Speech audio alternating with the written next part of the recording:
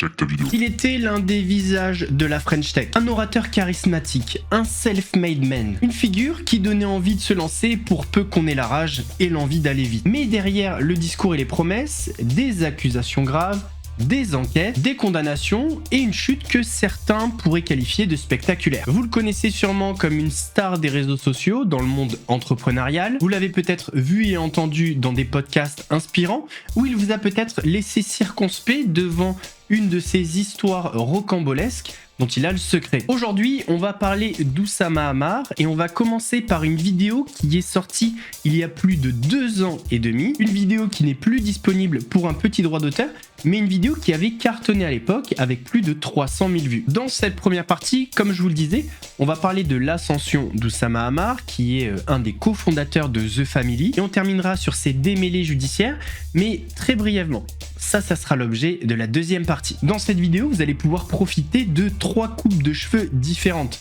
Celle d'il y a 2 ans et demi, celle quand j'ai tourné la collaboration commerciale, et celle d'aujourd'hui. Je vous invite à regarder cette vidéo jusqu'au bout. D'une, parce qu'à la fin, il y aura des nouveautés, et 2, parce que c'est une parfaite introduction pour une partie 2 qui s'annonce beaucoup plus explosive. Avant de partir pour ce nouvel épisode, cette vidéo est sponsorisée par NordVPN. Aujourd'hui, on fait toute notre vie sur internet, on y est H24, peu importe où on se trouve, et pourtant très peu de personnes réalisent à quel point leurs données personnelles sont exposées. C'est pour ça que j'utilise NordVPN. Déjà, NordVPN chiffre toute votre activité en ligne. Concrètement, ça veut dire que personne ne peut savoir ce que vous faites. Autre gros avantage, vous pouvez changer votre localisation virtuelle en un seul clic. C'est super pratique pour accéder à des contenus bloqués dans votre pays ou simplement naviguer de manière anonyme. Par exemple, vous voulez mater une compétition sportive, mais problème, elle est diffusée par une chaîne payante en France. Vous déplacez votre localisation dans un pays où cette compétition est diffusée gratuitement et hop, à vous la meilleure soirée télé. Autre exemple, vous prévoyez un voyage prochainement. Suivant votre localisation virtuelle, les billets peuvent être plus ou moins chers. Grâce à votre VPN, vous pouvez tester différentes localisations en quelques clics et économiser de l'argent sur votre vol. Une autre fonctionnalité que je trouve vraiment utile, c'est la protection anti-menace. Même sans activer le VPN, elle bloque les sites frauduleux et le phishing et vous avertit si vous êtes sur un site connu pour être frauduleux. Elle supprime les publicités intrusives comme les pop-up et empêche les trackers de récupérer vos données pour ensuite vous balancer des pubs. Résultat, une navigation plus rapide, plus fluide et sécurisée. Et dernier point très important, NordVPN applique une politique de no-log, c'est-à-dire qu'aucune de vos données ne sera conservée. Bref, aujourd'hui un VPN c'est indispensable et en plus de ça, NordVPN fonctionne sur 10 appareils simultanément. Téléphone, ordinateur, tablette, tout est couvert. Et en passant par mon lien en description, vous bénéficiez d'une offre exclusive. 4 mois offerts sur l'abonnement de 2 ans et une garantie satisfait ou remboursée pendant 30 jours. Alors,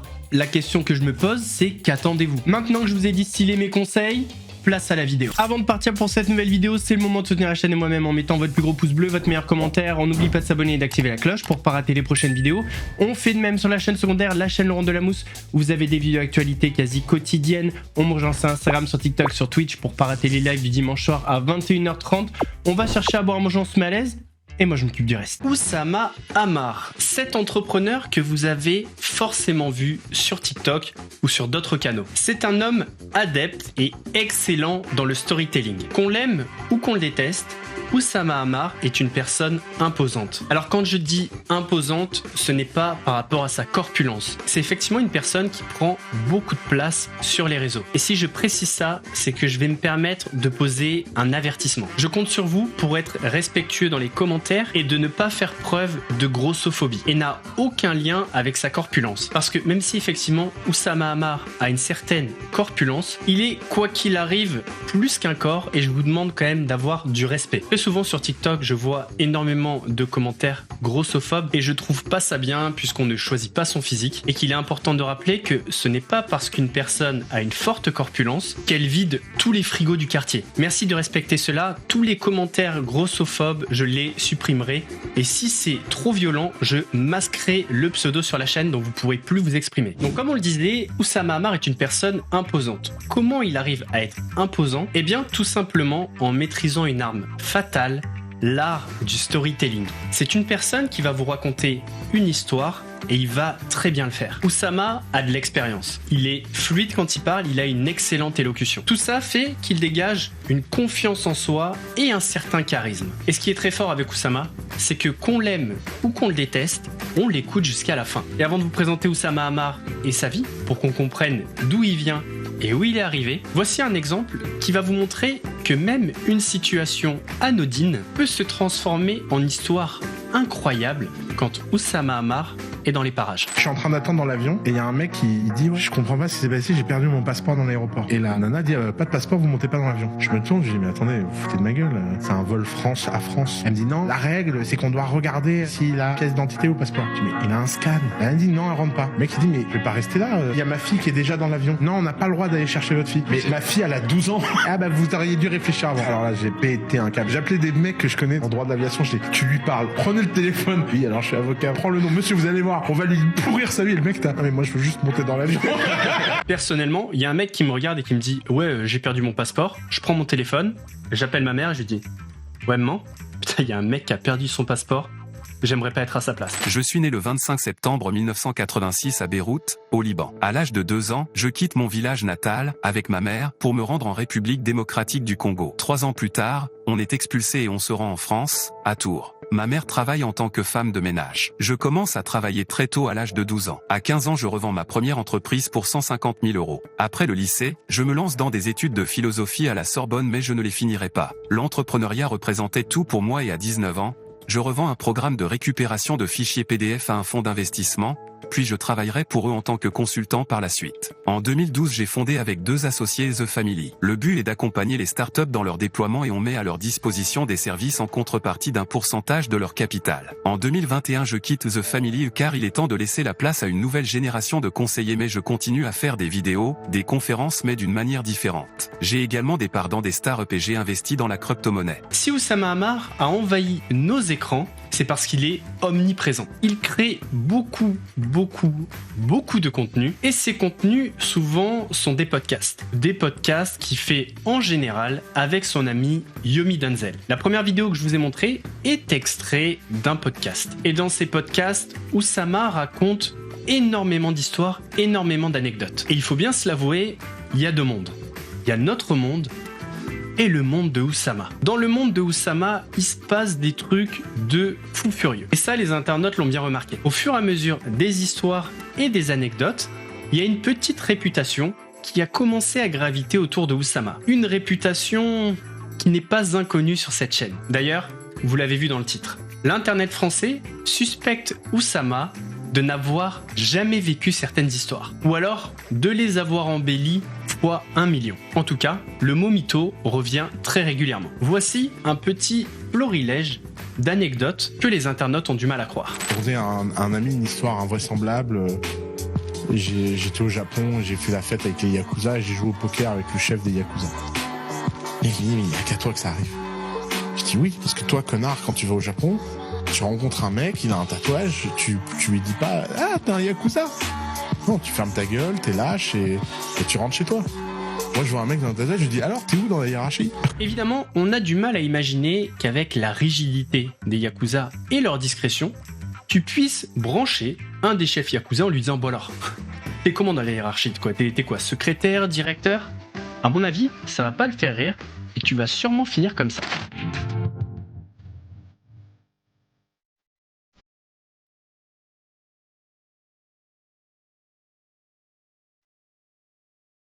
Et dans un resto qui s'appelle le Georges à Paris, je suis avec une amie qui est méga belle. Et le mec, le videur, il nous regarde comme ça et fait elle rentre pas. Je fais pourquoi? Il regarde les chaussures, il fait ouais, elle a des sneakers. Je fais mec, tu te crois en 1990 là? Si la meuf, elle est mannequin, elle est magnifique, elle rentre. Elle est mieux que 95% des gens qui est dans ça. Tu vas pas me dire elle rentre pas. Le mec il dit tu crois que c'est toi le patron? C'est moi qui décide qui rentre ou pas. Je dis, ah ouais? Je prends mon téléphone, j'appelle le directeur. Le directeur il vient en courant. Il fait oui, monsieur Ammar, je suis désolé. Je fais lui là, dehors. Le mec, il t'en fait, prends tes affaires, dehors.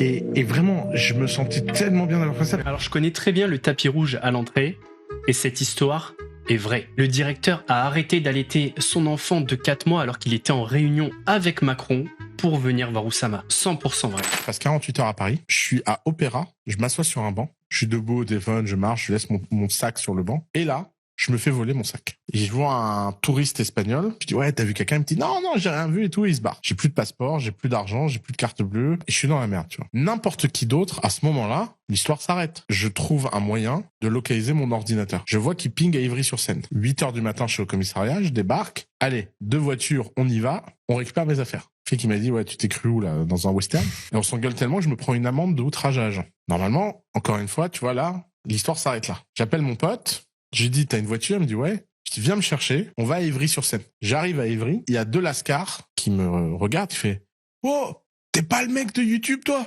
Ouais, t'es venu nous faire gagner de l'argent? Je dis, attendez, les gars. On pourrait trouver un accord. L'argent, l'ordi, vous gardez. J'ai besoin de mon passeport. Eh, frérot, moi, je veux bien, mais c'est pas moi qui t'ai volé. Je dis, vas-y, tu connais tout le monde dans le quartier, je suis sûr. Il me dit, vas-y, fais voir ta localisation. Et là, je lui montre. Il me dit, ah, c'est les Colombiens, ça.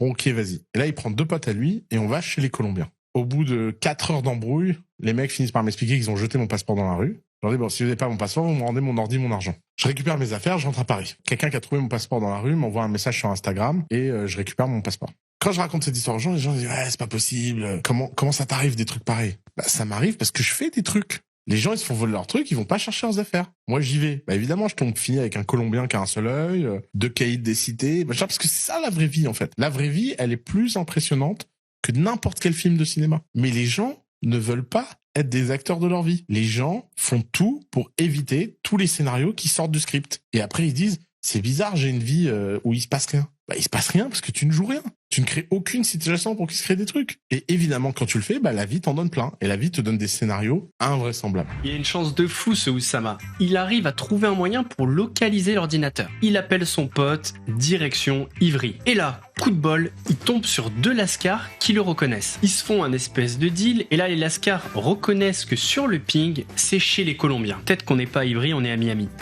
Bref, ils vont chez les Colombiens avec des potes de lascar. 4 heures d'embrouille. Mais qu'est-ce qu'il faisait pendant les 4 heures? Il était comme ça? Ils ont plus le passeport, coup de pression, il arrive à récupérer son ordi et son argent. Et là encore, coup de chance, un mec trouve le passeport et le DM sur Instagram. Comme ça la schneck, comme ça. Moi, j'avais un prof de physique, je suis venu au premier cours. Je dis, vos cours, c'est de la merde. Donc, on va faire un deal. Je viens qu'au contrôle. Et si vous arrivez à me mettre moins de 18 à un contrôle, ok, je viendrai à votre cours. Il n'a jamais réussi à mettre moins de 18. Il devenait fou. Il faisait des lettres, il m'envoyait chez le proviseur et tout. Je lui dis, mais regardez, j'ai 18, je passe le bac. Le conseil de classe dit si t'as une chance d'avoir le bac ou pas. 18 de moyenne générale, avis défavorable. Imagine le niveau de haine des profs. Est-ce qu'on pourrait avoir une copie du compte-rendu de conseil de classe?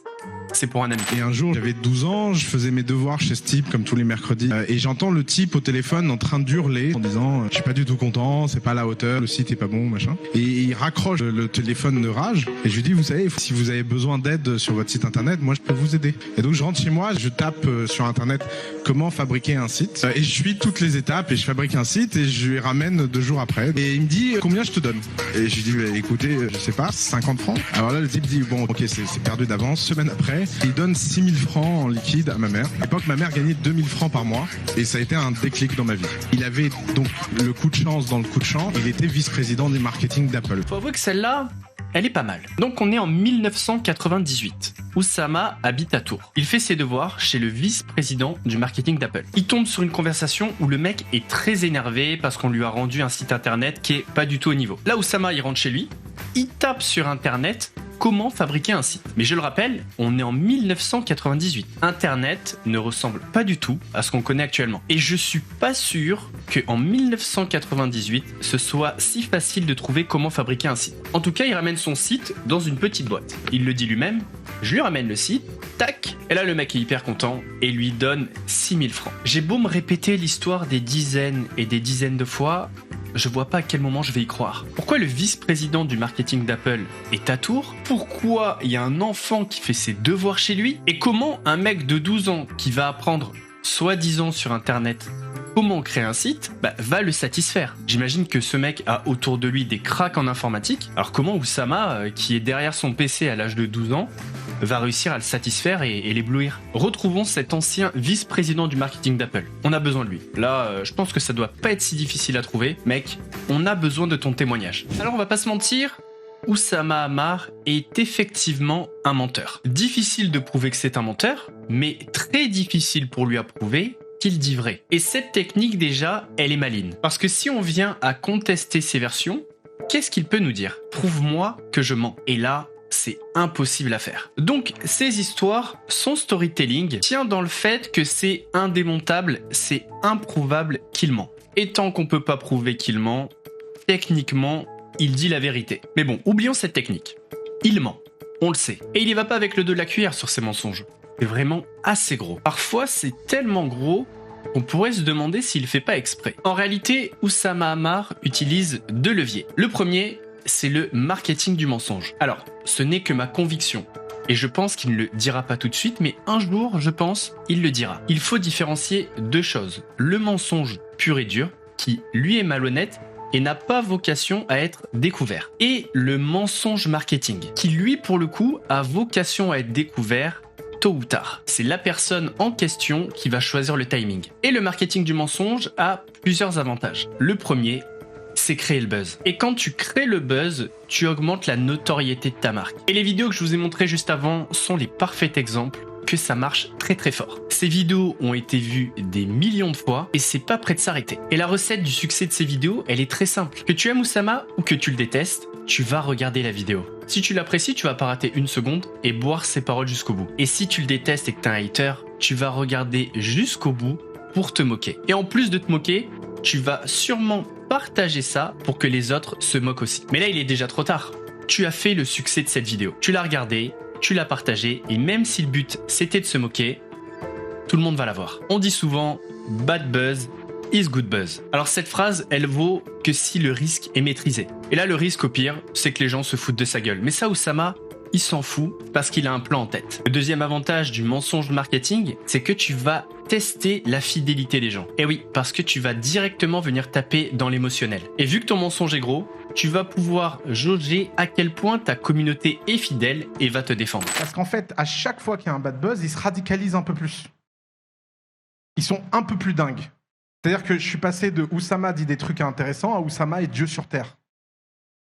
C'est-à-dire que maintenant, les types sont tellement en guerre permanente dès que mon nom est cité, qu'ils sont dans le rajout pour défendre ma probité. Non mais attends, c'est pas le chef Yakuza, c'est les Yakuza même qui l'ont salué à l'aéroport de Tokyo.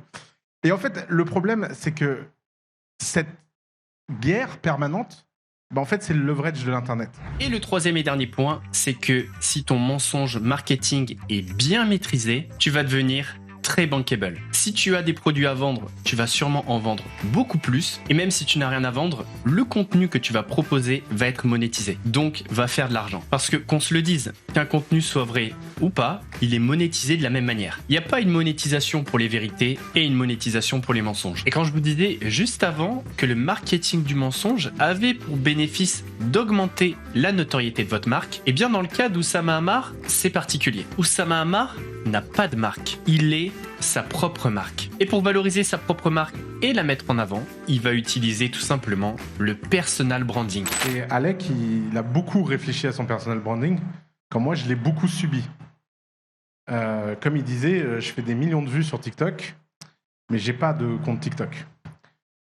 Et pourquoi ? Parce qu'en fait, j'ai fait une seule chose, moi, en personal branding, c'est que j'ai tourné des vidéos sur YouTube pendant des années. Puis après, il y a des petits malins qui ont coupé ces vidéos, dont un type là qui s'est... voilà, lui là-bas, qui est venu me voir, il me dit « Ouais, c'est moi qui ai coupé ton premier Reels. » Quel enfer. Et en fait, ça m'a fait beaucoup réfléchir à la question de la perception, de l'image, etc. Donc, moi, j'aimerais vous dire 2 choses. Le personal branding, c'est formidable, ça rapporte plein d'argent, ça crée de l'attention, etc. Mais ça vaut rien par rapport au branding d'une boîte. Si vous arrivez à avoir une boîte qui inspire plus la confiance qu'une personne, vous allez être beaucoup plus riche que n'importe quel mec qui a du personal branding. Donc le personal branding, c'est rarement un bon choix stratégique. Mais il y a des gens, c'est plus fort qu'eux, où qu'ils soient, ils ont besoin de faire le malin. Et moi, c'est comme ça depuis que je suis à l'école. L'une des raisons pour lesquelles j'ai une telle marque sur Internet, c'est parce que j'incarne les 3 règles de l'Internet. Ne jamais douter de rien, dire beaucoup de conneries, et surtout, ne jamais avoir peur. Quand vous avez ces 3 choses, vous êtes viral sur Internet. Et c'est là où il est très fort, Oussama Ammar. Pendant que ses haters décortiquent chacune de ses interventions, chacune de ses vidéos YouTube, même celles qui datent de 5, 6, même parfois 10 ans, eh bien lui, il est dans sa stratégie et il profite de la notoriété que ses haters lui donnent. Alors bien évidemment, ce n'est pas donné à tout le monde. Il faut encaisser tout ça, le digérer, mais c'est là encore une fois une grande force de Oussama. Pourquoi ? Parce que la majorité des gens dans cette salle, déjà, vous ne pourrez jamais dire ce que vous pensez vraiment. Vous en êtes incapable. Vous venez à ce genre de soirée, vous dites des choses, mais ce que vous pensez réellement, la plupart du temps, c'est complètement inaccessible. Par exemple, j'ai dit en public que je prenais des avions pour manger des steaks. Puis on est venu me voir, on m'a dit « Ah là là, la planète, les machins et tout ». D'ailleurs, c'est surtout des gens à Dubaï qui m'ont dit ça. Parce qu'en fait, l'incohérence des gens et l'incapacité des gens à être honnêtes vis-à-vis d'eux-mêmes, elle est infinie. Et c'est pour ça qu'ils n'ont pas de personal branding. Parce que ça se résume en un mot. Ils sont chiants. 99% des gens sur Terre sont chiants. Ils sont chiants parce qu'ils n'ont pas de courage. Ils n'ont pas le courage de dire ce qu'ils pensent, ils n'ont pas le courage de dire ce qu'ils veulent, et ils n'ont pas le courage de vivre librement. Et donc, en fait, vous pouvez faire toutes les théories que vous voulez sur le personal branding, etc. Mais la vérité, c'est que sur Internet, il y a une seule règle qui fonctionne, c'est de prendre des risques. Et d'ailleurs, je pense qu'instinctivement, nous tous, on apprécie énormément les gens qui prennent du risque. Et les risques dont il parle, ça peut être des mensonges. Risques maîtrisés, mais risques quand même, puisque potentiellement, ça peut être découvert un jour. Mais le risque est maîtrisé, puisque même si ça se sait, il pourra dire « j'étais dans ma stratégie ». On voit également que Oussama maîtrise l'art de choquer. Même dans cette intervention où il parle du personal branding, il peut pas s'empêcher de faire du personal branding. Puisque quand il dit que 99% des gens sont chiants, c'est évidemment faux. Mais c'est sûrement un extrait qui sera repris, réutilisé, etc. C'est quoi le point commun narratif à tous ces articles ? C'est que les types en peuvent plus. Ils en peuvent plus de me voir. Ils ont envie que je me taise. Ils ont littéralement envie de me refuser le droit de parler. Mais le problème, c'est que personne sur Internet peut refuser le droit de parler de quelqu'un. Et donc, ça veut dire quoi ? Ça veut dire qu'en fait, il y a toute une génération de gens qui ont pu aborder leurs clients en direct, sans aucun intermédiaire, sans aucun filtre. Et ça crée une toute nouvelle génération de personal branding, de gens qui sont antifragiles. Et donc, le vrai instrument du personal branding, et c'est pour ça que le personal branding, c'est quelque chose de minoritaire, pas courant, pas fait pour tout le monde, c'est simplement de susciter la guerre permanente, de tous contre tous. C'est la technique que 100% des gens qui ont un personal branding sur Terre utilisent.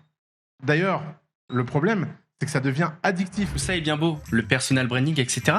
Mais concrètement, combien ça rapporte ? Est-ce vraiment une bonne option quand on veut devenir riche ? Écoutons Oussama à ce sujet. Est-ce que vous êtes riche, Oussama ? Riche, oui. Dans les standards français, oui, je suis très riche. C'est vrai ? Oui. Ça gagne combien, Oussama Ammar ? Moi, j'ai un salaire de base de 240 000 € par an à The Family. Et je dois gagner en conférence 200 ou 300 000 de plus par an.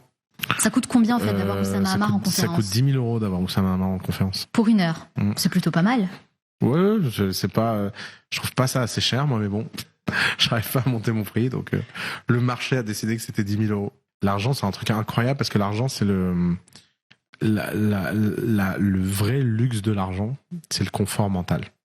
Ouais. Et le confort mental, ça n'a pas de prix. Alors aujourd'hui, il a quitté The Family, mais il a des parts dans des startups, donc il est très bien. Rajoutons à ça le fait qu'il fasse des podcasts avec son ami Yomi Denzel. On peut aisément imaginer qu'ils ont un accord financier, un arrangement.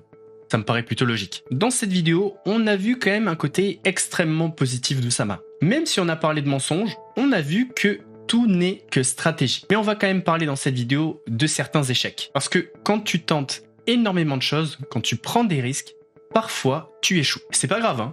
ça arrive à tout le monde. Passons aux petites casseroles d'Oussama Ammar. Retour en 2008, où Oussama a cofondé la startup Ipios qui a fait faillite en 2011. Le commissaire aux comptes, après avoir examiné l'exercice de 2010, avait souligné de nombreuses dépenses à caractère personnel effectuées par le président cofondateur et de nombreuses opérations visant à favoriser une société dans laquelle il a des intérêts. Les sommes en question ont été évaluées à environ 200 000 euros. Évidemment, le président cofondateur, c'est Oussama Ammar. Pour se sortir de cette affaire, Oussama Ammar conclut une transaction amiable en 2011. En 2011, Oussama Ammar est directeur général de la startup Bisport. Et cette fois-ci encore, ça s'est mal passé. Le réseau social avait porté plainte pour abus de confiance, faux et usage de faux. Il a donc été condamné en 2018 à 4 mois de prison avec sursis. Mais encore une fois, il s'en est bien sorti puisqu'il a réussi à signer un accord amiable pour s'en sortir sans casier judiciaire. On arrive enfin à The Family. Vous savez, cette entreprise qu'il a fondée avec 2 autres associés dont le but était d'accompagner les startups dans leur déploiement en mettant à disposition des services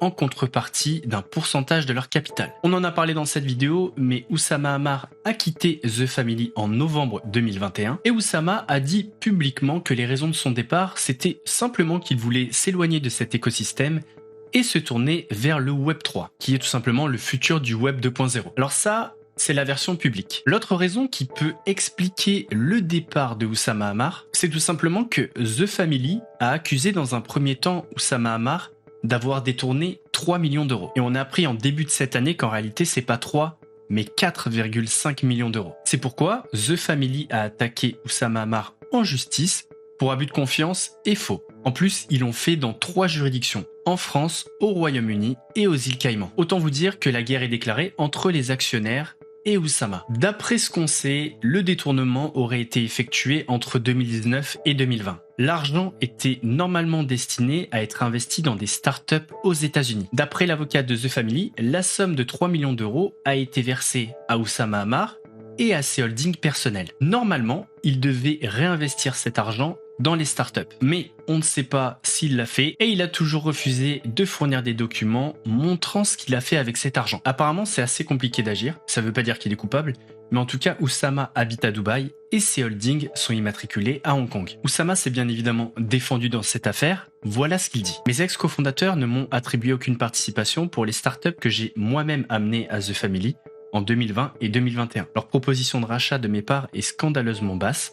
Je n'entends pas être le bouc émissaire de tous les problèmes de The Family, sinon j'aurais fondé une boîte tout seul. Il poursuit en précisant que c'est un problème qui date de plusieurs années. Il s'agit d'un différend légal entre associés sur fond de ressenti personnel. C'est dommage de se déchirer ainsi, mais c'est classique, les entrepreneurs le savent bien. On essaye depuis 2020 de trouver une solution amiable sans parvenir à un accord, malgré de nombreuses heures de discussion. J'ai toujours répondu présent, mais je ne peux pas accepter n'importe quoi. J'ai une équipe d'avocats solide et je suis à la disposition de la justice pour établir les responsabilités collectives et individuelles. Cela prendra du temps et non, je ne vais pas rendre justice dans la presse ou dire du mal de qui que ce soit. Ce qu'il faut comprendre, c'est que pour l'instant, Oussama a gagné ses rounds dans le combat contre The Family. Mais la lutte judiciaire va être très longue et le combat n'est pas terminé. Il est temps maintenant de vous donner mon avis sur Oussama Ammar. Alors, je vais juste mettre de côté les petits ennuis qu'il a eu avec la justice et l'affaire The Family. On va parler que de lui et de son esprit entrepreneurial. Force est de constater que Oussama est une personne brillante. Il avait un plan en tête, il s'y est tenu. Il avait un plan en tête, il s'y est tenu malgré les coups qu'il a pris. Depuis le début, tout n'était que stratégie. Il n'a pas hésité à construire certaines anecdotes qui, effectivement, sont des mensonges, mais dans un but bien précis, faire parler de lui. Et le moins que l'on puisse dire, c'est que ça a marché. Oussama, pour moi, c'est une personne vraiment différente de, par exemple, Marco Mouli. Marco Mouli, c'est un menteur, mais il est vraiment malhonnête. Je pense même que Marco ment tellement et tellement souvent qu'il arrive à croire à ses propres histoires. Oussama, lui, il ment. Il le sait, mais c'est un jeu pour lui. Quand il sort un mensonge, il sait exactement ce que ça va provoquer chez les autres et quel bénéfice il va en tirer. C'est pour ça que sur la miniature, je vais rajouter un point d'interrogation à mytho. Parce que pour moi, c'est pas vraiment un mytho. On est plutôt dans une personne qui maîtrise parfaitement le storytelling pour construire son personal branding. Yeah, I am American, bro.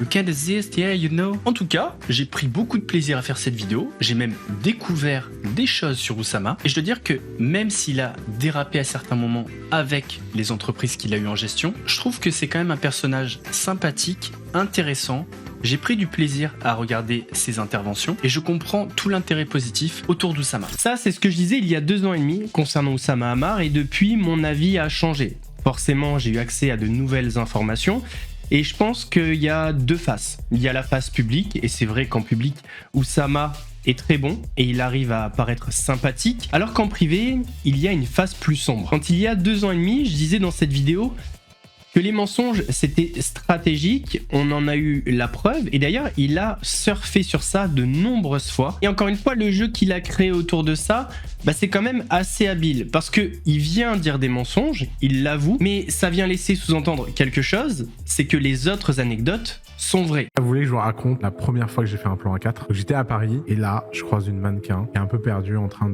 d'essayer de faire des photos toute seule. Et donc, je l'aide à essayer de faire ses photos, on commence à accrocher et j'ai une fringale de malade, j'ai super faim et donc je lui propose d'aller manger. On commence à se balader, à essayer de trouver un truc et on passe devant la Tour Eiffel et donc on se présente devant le physio qui nous refuse l'accès. Le restaurant est privatisé. Et donc, je dis à la meuf, t'inquiète, j'appelle le directeur puis on va voir ce qui se passe. Là, le directeur, il est au mariage de sa fille, il laisse tout en plan, il arrive, il est en sueur. Apparemment, il est venu en courant. Arrive ce qui devait arriver, hein. Il licencie le physio, faute grave. On monte dans le resto. Il y a juste une table avec une meuf et Drake. Je m'approche de Drake et je lui dis désolé l'artiste, j'ai besoin de manger. Le gars commence à s'énerver, tu penses que je suis qui, blablabla. Je me rapproche de lui, je lui murmure tout doucement juste le nom du chef des Yakuza avec qui j'ai joué au poker. Vous connaissez l'histoire. Et là, Drake me supplie de pas le manger. Évidemment, moi, je suis un mec sympa en fait. Je lui dis honnêtement, peu importe. Au moment où il s'en va, juste avant que son date mette son manteau, elle regarde Drake et elle dit je pense que je préfère rester. On accroche, elle se joint à notre table et on parle de sa pote, Kelly Jenner. Elle est aussi à Paris le même jour. Kelly débarque au restaurant pour le café. Je vous passe les détails, mais on a très bien fini la soirée à 4. Et là, vers la fin de matinée, je suis tout seul dans la chambre. J'ouvre la porte. Et là, il y a Drake qui rentre. Il rentre, il fait Man, ça fait des mois que je galère à trouver le titre de mon prochain album. Et grâce à toi, hier soir, quand tu m'as volé ma meuf, j'étais tout déprimé sur le chemin. Je me suis rappelé les 3 derniers mots que tu m'as dit et ça m'a inspiré. Et voyant que je me souviens pas, mais man, honnêtement, peu importe. Honestly, never mind. Et ça, c'est le titre de son nouvel album de 2022. Évidemment, ça, c'est un bon gros mytho. Alors pour tous les petits malins de l'internet là qui se moquent de moi, j'espère que cette vidéo vous inspirera encore plus. Moi, j'adore les mèmes. Merci de m'avoir transformé en mème. Tous les ans, je prends 2 semaines de vacances. Plutôt que prendre des vacances de pauvre toute l'année, j'y vais à fond et je claque tout. Alors du coup, en 2009 ou 2008, je sais plus, je leur ai demandé de louer le Taj Mahal. 10 jours avant mes vacances, ils me rappellent parce que malheureusement, le plus gros client veut aussi louer le Taj Mahal pendant 15 jours. Et apparemment, il est plus célèbre et il a plus d'argent que moi. Je savais même pas que ça existait. Et donc, ils annulent ma réservation. Je leur dis, vas-y, c'est quoi là? C'est une histoire d'argent. Tu me dis combien? Et je cite. L'autre en face, il pense la même chose que moi et il se met à surenchérir. 1 million, 2 millions, 5 millions. Puis au bout d'un moment, je me dis, 10 millions pour 2 semaines de location, c'est un peu abusé. Je vais laisser tomber, j'en ai marre. Sauf qu'en fait, l'agence, elle va perdre le deal. Vu que le Taj Mahal, c'est immense, ils nous proposent de le partager ensemble. Et donc, j'arrive là-bas, je sais pas du tout qui est mon coloc pour 15 jours. Et là, je vois un hélicoptère et c'est Leonardo DiCaprio en place. On passe la première journée, très chill ensemble. Lui, il m'explique des techniques d'acteur. Et puis, moi, je lui apprends à cuisiner. Il me dit, tu sais aussi, parce qu'il m'appelle aussi, j'ai un pote qui est en dépression parce qu'il a tout perdu pendant la crise des subprimes. Est-ce que je peux le proposer de l'inviter à ce qu'il vienne passer un peu de temps avec moi? Finalement, son pote qui nous rejoint, c'est Christopher Nolan, qui a réalisé The Dark Knight. Le mec est pas bien, ruiné, en burn-out. Et donc, à l'époque, j'étais en couple avec une chamane, sexy chamane, qui m'avait appris à contrôler mes rêves. Et donc, j'explique à Christopher Nolan qu'il doit s'entraîner à faire pareil pour avoir les bons conseils pour rebondir. Il doit vraiment planter l'idée dans son rêve. C'est hyper important, c'est l'ancrage. Mais pendant que j'explique tout ça, il y a DiCaprio qui nous écoute et qui dit, vous imaginez si on pouvait faire ça dans les rêves des autres? Moi, comme j'ai de l'expérience, je sais que c'est impossible. Mais pour plaisanter, je dis, ça ferait un super scénar de film. Et là, Nolan, il me regarde et me dit, thank you, I gotta go. Et il se barre. 6 mois plus tard, quel film sort? Inception. Avec qui en rôle principal? DiCaprio. Tout ça parce qu'on a partagé une coloc au Taj Mahal. Évidemment, ça, c'est un gros mytho. Sympa de se moquer de moi. Vous le faites pendant des jours, peut-être des semaines, mais moi, pendant des années, je serai toujours là pour les entrepreneurs qui veulent réussir. Quand on analyse bien Oussama Ammar, on détecte un côté manipulateur. On voit qu'au fil des années, il y a un pattern qui revient comme ça. Et ce, dans quasiment toutes les boîtes dans lesquelles il est passé. Ça, on en parlera dans la deuxième partie. Il y a quelque chose qu'on peut pas lui enlever, c'est qu'en termes de communication, il est plutôt pas mal. Enfin, il était plutôt pas mal. Parce que depuis, il s'est passé des choses. La tagline qui reste dans les têtes de tout le monde, c'est 3 millions d'euros ont disparu, Oussama s'en est emparé. Qu'est-ce que... c'est quoi ta version du truc? Et ma version, c'est que de toute façon, j'en parlerai pas publiquement. Pour une raison simple, en fait. C'est que c'est une affaire judiciaire compliquée sur laquelle mes associés et moi, on n'est pas d'accord sur les montants, sur les destinations, sur l'histoire, sur à peu près tout. Et on est à un tel niveau d'hystérie, un tel niveau de divorce, que comme un couple qui divorce, on a besoin d'un juge qui dise « Ok, c'est ça le montant, c'est ça la pénalité, et c'est ça ce qui va clôturer l'histoire. » Alors il s'avère que le tribunal médiatique est beaucoup plus rapide que le tribunal judiciaire. Donc ça va mettre beaucoup de temps. Alors ça, effectivement, c'était il y a 3 ans. En 3 ans, le tribunal médiatique s'est beaucoup exprimé. Oussama avait envie qu'un juge statue sur le montant, la situation. Eh bien, c'est fait. Affaire The Family, Oussama Ammar condamné à verser plus de 7 millions d'euros à l'incubateur. La Haute Cour des îles Caïmans vient de rendre sa décision dans l'affaire qui oppose l'ancien directeur du célèbre incubateur français à ses anciens associés. Il est condamné à verser plus de 7 millions d'euros à The Family. Les 2 dirigeants avaient déposé plainte pour abus de confiance, faux et usage de faux contre Oussama Ammar et ses holdings personnels. Donc les îles Caïmans, c'était en décembre 2023. Avril 2025, Oussama Ammar a été condamné à verser 7,5 millions d'euros par un tribunal britannique, cette fois parce que The Family a attaqué Oussama Ammar en France, aux îles Caïmans et au Royaume-Uni. La Cour l'a jugé responsable le 3 mars dernier de fraude et de manquement à ses obligations fiduciaires pour avoir porté préjudice à The Family. Donc on peut dire que la communication d'Oussama Ammar a quand même mal vieilli. Depuis, nouveau déboire pour Oussama, la démolition du manoir d'Ablon. En 2022, le tribunal administratif de Caen avait sommé Oussama Ammar de démolir son manoir et de remettre le terrain dans son état initial. Pour rappel, c'est un manoir où Oussama a investi entre 3 à 4 millions d'euros. D'ailleurs, personne s'est posé la question comment Oussama Ammar a pu se payer un manoir de 3-4 millions d'euros en pleine période du Covid, alors que dans des interviews, il avait parlé de son salaire à The Family et son salaire était de 240 000 euros à l'année. Alors certes, il y a les conférences, etc., mais il a dit que ça faisait environ 250 000, donc on va dire qu'à l'année, il gagnait 500 000 euros. Comment, en pleine période de Covid comme ça, il a pu investir dans un manoir 3 à 4 millions d'euros ? C'est une question qu'il faut se poser. Oussama a fait appel, mais la cour administrative d'appel de Nantes a confirmé et a acté la démolition du manoir. Oui, parce que c'est officiel, la construction du manoir est illégale. Et vous savez ce qu'il a fait, Oussama ? Il a profité de cette situation pour essayer de se refaire de l'argent sur ce malheur. Et comment il a fait ? Eh bien, il a proposé la démolition du manoir en direct live sur YouTube. Mais c'est pas tout, il a mis en vente des places, 199 € la place, pour venir sur place voir la démolition. Et il a même mis en vente un déjeuner avant la démolition pour la modique somme de 1800 €. Je vous invite en live, oui, vous avez bien entendu, en live, le 29 janvier à 20h, à assister à la Demolition Party du domaine d'Ablon. Cette Demolition Party va être l'occasion d'inviter des gens, faire des conférences, des interviews, de parler de la situation française, pas pour se plaindre, mais pour se rendre compte de l'absurdité. Et puis on cassera ce manoir pierre par pierre. Et je veux que tout le monde se souvienne qu'un jour, un homme, Christophe Delonde, a bâti l'un des plus beaux objets d'art et d'artisanat de France. Et que la seule réponse des autorités, c'est de le détruire à cause d'un problème de zoning. J'étais pas au courant qu'il y avait un problème avec les permis. Christophe m'a pas averti. Je l'ai découvert dans la presse un jour.